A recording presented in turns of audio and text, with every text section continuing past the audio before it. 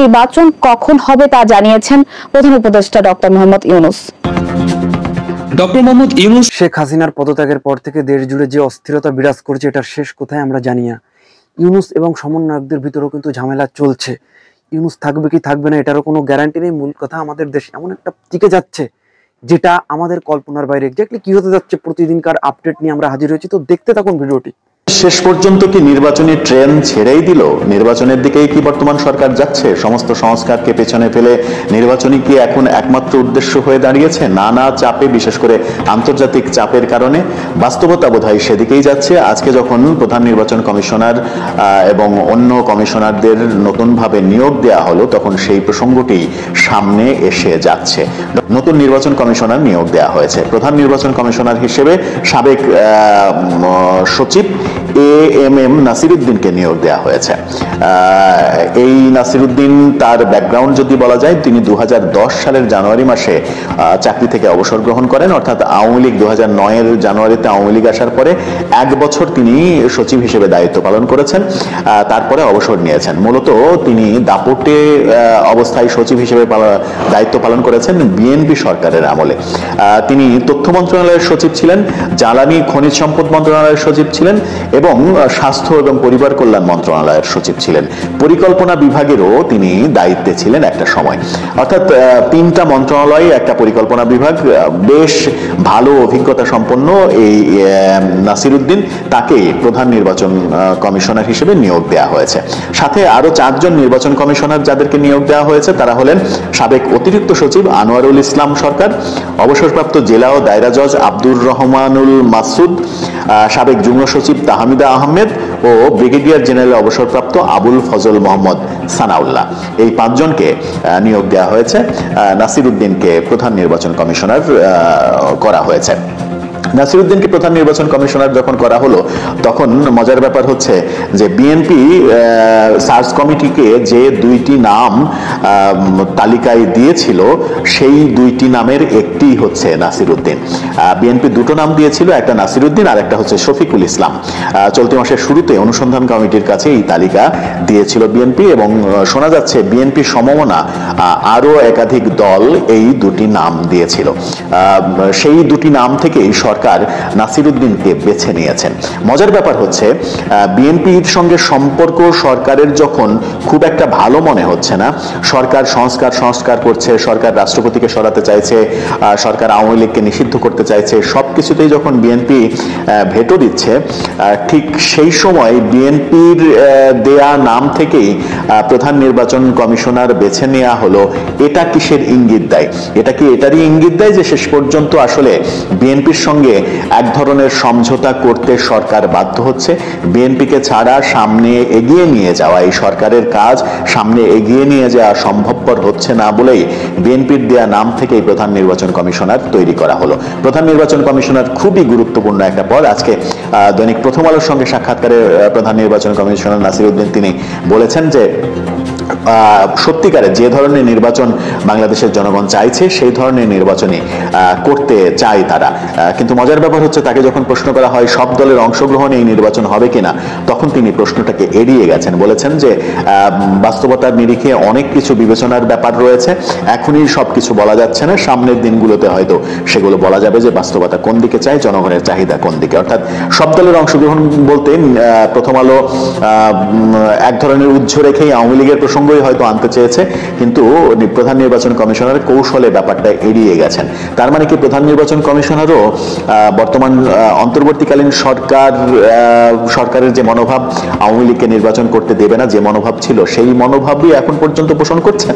নাকি বর্তমান সরকার বিএনপির কথা অনুযায়ী সব দল অংশগ্রহণ করবে এবং সেই ক্ষেত্রে আওয়ামী লীগও অংশগ্রহণ করবে, প্রধান উপদেষ্টা যে কথা বলেছিলেন সেই মতামতের দিকেই হেলে পড়বেন? সেটা একটা বড় বিষয়। সব থেকে বড় যে বিষয়টা, সেটা হচ্ছে এত দ্রুত সময়ের মধ্যে নির্বাচন কমিশন গঠন করা হলো, পুনর্গঠন করা হলো, নির্বাচন কমিশনারদের নিয়োগ দেওয়া হলো, তার মানে কি ইঙ্গিত বহন করে? যখন নির্বাচনী ব্যবস্থা সংস্কারের জন্য কমিটি হয়েছে, সেই কমিটি যখন এখন পর্যন্ত রিপোর্টই দেয়নি, তার আগেই নির্বাচন কমিশন পুনর্গঠন করা হয়ে গেল, অর্থাৎ সংস্কারের আগেই পুনর্গঠন করা হয়ে গেল, তারা কাজ শুরু করে দেবে, তাহলে কি সংস্কার হবে সেটা একটা বড় প্রসঙ্গ। তার মানে কি এটাই ইঙ্গিত দিচ্ছে যে কোনো সংস্কার হবে না, এখন এই সরকার কোনো রকমে নির্বাচনটা দিয়ে তারা তাদের মেয়াদটা, স্বল্প মেয়াদটা পূরণ করতে চাইছে। সরকারের অনেকের বডি ল্যাঙ্গুয়েজেও সেরকমটাই মনে হচ্ছে। সমন্বয়ক নেতা অনেকের বডি ল্যাঙ্গুয়েজেও এক ধরনের এক ভীতিকর অবস্থা পরিলক্ষিত হচ্ছে। সমন্বয়করা তো, হাসনাত আব্দুল্লাহ তো বলেই দিয়েছেন যে আমাদের জন্য ফাঁসির দড়ি অপেক্ষা করছে, রাজনৈতিক দলগুলো বিভিন্ন দলের সঙ্গে সমঝোতা করছে, অর্থাৎ বিএনপিকে ইঙ্গিত করে বলেছিলেন। আবার ওই সার্জিস আলম, হাসনাত আব্দুল্লাহ যখন বিএনপিকে ইঙ্গিত করে বাজে কথা বলছেন, তখন আজকে দেখা গেল সেনাকুঞ্জে খালেদা জিয়া যখন গিয়েছেন, তখন এই সার্জিস আলম মন্তব্য করেছেন, আপনার আপোষহীন মনোভাব আমাদেরকে অনুপ্রাণিত করে, এরকম মন্তব্য করেছেন। এবং সরকারের যে 3 ছাত্র উপদেষ্টা, সেই ছাত্র উপদেষ্টাকে খালেদা জিয়ার সঙ্গে গদগদ অবস্থায় ছবি তুলতেও দেখা গেছে। এই দৃশ্যগুলো যখন দেখা যাচ্ছে, তখন বিএনপি সম্পর্কে নেগেটিভ অ্যাপ্রোচ করা, আবার খালেদা জিয়ার সামনে যে গদগদ হওয়া, ব্যাপারগুলো আমার মনে হয় যে সাংঘর্ষিক হয়ে যায়। সব মিলিয়ে নির্বাচনের ট্রেন যে যাত্রা শুরু করলো, হুইসেল দিয়ে দিল, এটা এখন নিশ্চিত করে বলা যায়। এবং এটাও বোধহয় বলার সময় হয়েছে যে সংস্কার আর এই সরকারের প্রধান ম্যান্ডেটরি বিষয় নয়। এই সরকার এখন নির্বাচন দিয়ে তারা তাদের মেয়াদ, সম্মানজনক মেয়াদটা শেষ করতে চাইছে। আদৌ কি তাই, নাকি অন্য কিছু হতে চলেছে দেশে? মানে পর্দার অন্তরালে কিছু তো একটা ঘটছে। এখন কি ঘটছে সেটা নিয়ে বিএনপি নানানভাবে কথা বলছে। সরকারের পক্ষ থেকে, সরকারের বি টিম হিসাবে সমন্বয়কদের পক্ষ থেকেও বার্তা আসছে, সংস্কার ছাড়া কোনোভাবেই নির্বাচন দেওয়া হবে না। বিএনপি বলছে সংস্কার চলমান প্রক্রিয়া, আপনারা নির্বাচনটা দেন, তারপরে আমরা বাকি সংস্কারটা করব। এই যখন একটা টানাপোড়েন অবস্থা, তখন আমরা দেখছি আওয়ামী লীগ সরকারের পতন হলেও এক অজানা কারণে এখন পর্যন্ত বেগম খালেদা জিয়া তিনি বাংলাদেশ ছাড়ছেন না। মার্কেটে কেউ কেউ গসিপ করছেন যে -2 ফর্মুলার চিন্তা কিন্তু সরকারের আছে। সো এই মুহূর্তে বিএনপির যিনি হবেন আপনার চেয়ারম্যান জনাব তারেক রহমান, তিনি লন্ডনে নির্বাসিত আছেন। আওয়ামী লীগ সরকার পতনের পর সবাই ভাবছিল বড়জোর 24 থেকে 48 ঘন্টা তারেক রহমান ফ্লাইট নিয়ে বাংলাদেশে আসবেন, কিন্তু আশ্চর্যজনক বিষয় হলো প্রায় 4 মাস হয়ে গেল তারেক রহমানও দেশে ফিরছেন না। মির্জা ফখরুল ইসলাম তিনি ছোটে ছোটে লন্ডনে যাচ্ছেন, নির্দেশনা নিচ্ছেন, আবার দেশে আসছেন। তো সকল কিছু মিলিয়ে সকলের মনেই নানান ধোঁয়াশা, জটিলতা, চিন্তা ভাবনা দেখা দিয়েছে। এর মাঝখানেই আলোচনার প্রধান ইস্যু যেটা হচ্ছে নির্বাচন। দর্শক, নির্বাচন নিয়ে এবার একটা ধামাকাদার বক্তব্য দিয়েছেন আমাদের যিনি একজন উপদেষ্টা আছেন, এবং তিনি খুবই গুরুত্বপূর্ণ একটা মন্ত্রণালয় সামলান, সেটা হচ্ছে পরিকল্পনা উপদেষ্টা। এখন এই পরিকল্পনা উপদেষ্টা যে বক্তব্য দিয়েছে, এটাও কি তার ব্যক্তি মতামত, নাকি উপদেষ্টা বৈঠকে যে আলোচনা হয় বিভিন্ন ইস্যুতে, বিশেষ করে নির্বাচন ইস্যুতে, সেখান থেকে পাওয়া কোনো তথ্যের ইঙ্গিত সেটা কিন্তু আমরা ক্লিয়ার না। তবে আগামী বছরই মানে 2025-এই জাতীয় নির্বাচন হবে, এমনটাই বলছে আমাদের পরিকল্পনা উপদেষ্টা। আসুন দেখি তার বক্তব্যের মূল অংশটা কি। পরিকল্পনা এবং শিক্ষা উপদেষ্টা অধ্যাপক ডক্টর ওয়াহিদউদ্দিন মাহমুদ তিনি বলছেন, অন্তর্বর্তী সরকার হচ্ছে স্বল্প সময়ের সরকার, এটা আমরা জানি। সো আগামী বছরই দেশে রাজনৈতিক সরকার দেখা যাবে। এখন আমরা আগামী বছর কি আদৌ রাজনৈতিক সরকার দেখার সুযোগ আছে? আপনার নির্বাচন কমিশন যেটা গঠন হয়েছে, তো সেই নির্বাচন কমিশন আসলে কতদূর এগিয়েছে যে আগামী বছর নির্বাচনটা দিয়ে দেবে? এখানে সবচেয়ে বড় একটা জটিল কুটিল প্যাচ হচ্ছে ভোটার তালিকার হালনাগাদ করা। আইডি কার্ডের ইস্যু আছে, ভোটার তালিকা আওয়ামী লীগের সময়টা একরকম করা হয়েছে। সো এখানে অনেক মানে কি বলা যে পরিবর্তন, সংযোজন, বিয়োজনের ইস্যু আছে। তারপর হচ্ছে নির্বাচনের বিশাল একটা আয়োজন, কোন কোন দল নির্বাচনে অংশগ্রহণ করতে পারবে, কোনটা পারবে না।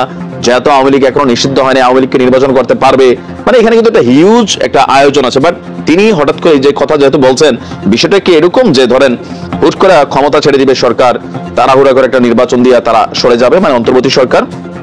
আমাদের অর্থ উপদেষ্টা বা পরিকল্পনা উপদেষ্টা বলছেন, দেশের বর্তমান পরিস্থিতিতে এই সরকারের পক্ষে স্বল্প সময়ের মধ্যে উচ্চ আয়ের দেশে বাংলাদেশকে নিয়ে যাওয়া সম্ভব না, এটা প্র্যাকটিক্যাল আমরা মানি।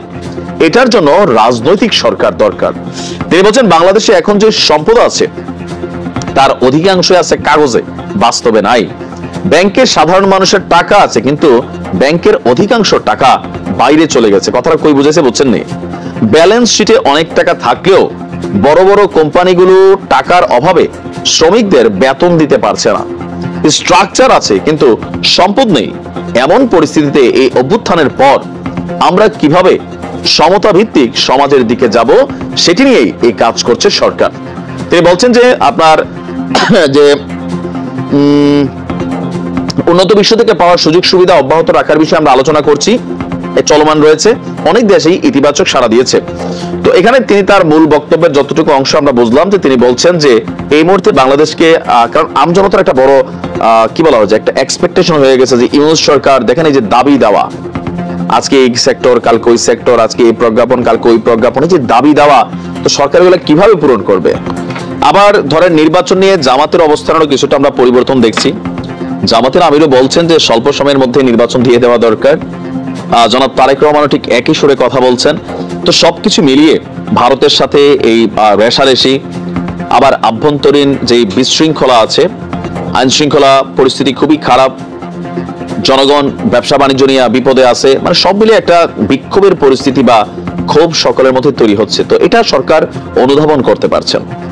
মূল কারণ হচ্ছে যে মানে ইকোনমিকে যে পরিমাণ ডেস্ট্রয় করা হয়েছে, এটা প্রত্যেকটা সরকার পরিবর্তনের পর কিন্তু আমরা শুনি আগের সরকার জালুট করে গেছে ভাই, এগুলা আমাদের এই 5 বছরের সরকার কতটুকু রিকভার করতে পারবে। তো অন্তর্বর্তী সরকারের হিসাবটা আলাদা, একটা হিউজ চ্যালেঞ্জ আছে তাদের সামনে।